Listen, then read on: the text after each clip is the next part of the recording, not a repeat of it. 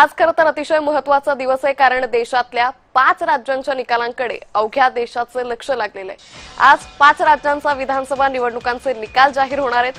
पश्चिम बंगालमध्ये पुन्हा ममतांची दादागिरी दिसणार की भाजप मुसंडी मारणार, याकडेही सर्वांचं लक्ष लागलेलं आहे। तामिळनाडूमध्ये एम के स्टॅलिन यांचा सत्ता राखण्याचा प्रयत्न असेल। केरळमध्ये पिनराई विजयन सत्ता राखण्यात यशस्वी होणार का, हेही पाहणं महत्त्वाचं ठरणार आहे। आसाम आणि पुदुच्चेरीच्या जनतेचा कौल नेमका कोणालाही, तेही अवघ्या काही वेळात स्पष्ट व्हायला सुरुवात होईल। पश्चिम बंगालमध्ये निवडणुकीच्या मतमोजणीसाठी कडेकोट सुरक्षा व्यवस्था तैनात करण्यात आलेली आहे। तर या निकालाचे वेगवान अपडेट्स आपण फक्त जय महाराष्ट्रवर पाहत राहा। आज दिवसभर हा सगळा निकाल कव्हर केला जाणार आहे। तर आज पश्चिम बंगाल त्याचबरोबर इतर 4 राज्यातील विधानसभा निवडणुकांचे निकाल हे जाहीर होणार आहेत। या विधानसभा निवडणुकांच्या निकालाकडे सर्वांचंच लक्ष लागलेलं आहे। 8 वाजेपासून या मतप्रक्रियेला मोजण्याच्या प्रक्रियेला सुरुवात केली जाईल। तर या सगळ्याच्या पार्श्वभूमीवर मोठा पोलिसांचा बंदोबस्तही तैनात करण्यात आलेला आहे।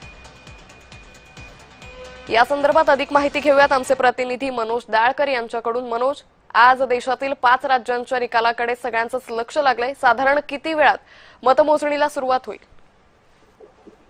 नक्कीच सगळ्यांचं लक्ष लागले ते 5 राज्यांच्या निकालाकडे। आणि आपण जसं पश्चिम बंगाल, तामिळनाडू, आसाम, केरळ आणि पुदुच्चेरी या 5 राज्यांच्या विधानसभा निवडणुकीची मतमोजणीला आज सुरुवात होणार आहे। आपण सकाळी 8 वाजल्यापासून या ठिकाणी मतमोजणीला सुरुवात होणार आहे। त्यामुळे आता सगळ्यांचं लक्ष या निकालाकडे लागलेलं आहे। कोण या ठिकाणी बाजी मारतं, कारण आपण या ठिकाणी पश्चिम बंगालमध्ये ममता बॅनर्जी या ठिकाणी बाजी मारते की भाजप बाजी मारते, हे देखील पाहणं महत्वाचं ठरणार आहे। कारण की या ठिकाणी भाजपकडून अमित शहा या ठिकाणी तळ ठोकून होते आणि त्यानंतर आता आपण बघितलं कारण की या ठिकाणी आपण पहिलं ते आता या निवडणुकीमध्ये मतदान देखील मोठ्या टक्केने झालेलं आहे। आणि त्यानुसार आता कोणाच्या या ठिकाणी कोण बाजी मारतं हे देखील पाहणं महत्वाचं ठरणार आहे। कारण की सकाळी 8 वाजल्यापासून या ठिकाणी 5 राज्यांच्या मतमोजणीला सुरुवात होणार आहे।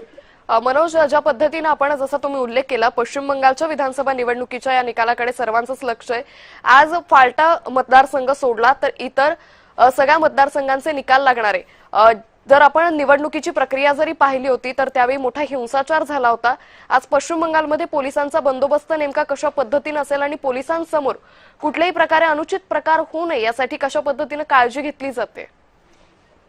नक्कीच आपण बघितलं तर या ठिकाणी 8 वाजल्यापासून मतमोजणी, पण काही कोणतीही अनुचित घडामोडी या ठिकाणी घडू नये, घटना घडू नये यासाठी मोठ्या प्रमाणामध्ये पोलीस बंदोबस्त हा प्रत्येक ठिकाणी 5 राज्यांमध्ये तैनात करण्यात आलेला आहे। आणि त्यामध्ये पश्चिम बंगालमध्ये आपण बघितलं तर या ठिकाणी मोठ्या प्रमाणात पोलीस बंदोबस्त हा तैनात करण्यात आलेला आहे। आणि या ठिकाणी बघितलं तर SIR जी पद्धत होती त्यामुळे मतदानाची टक्केवारी जी आहे या ठिकाणी वाढलेली आहे। आणि त्यामुळे कुठेतरी घटना कोणती घडू नये, काही वाद होऊ नये यासाठी आपण हा पोलीस बंदोबस्त ठेवण्यात आलेला आहे। निश्चित मनोज, तुर्तास धन्यवाद आपण दिलेल्या सविस्तर माहितीसाठी। त्यामुळे एकंदरीतच या 5 राज्यांच्या विधानसभा निवडणुकांच्या निकालाकडे सर्वांचंच लक्ष लागलेलं आहे।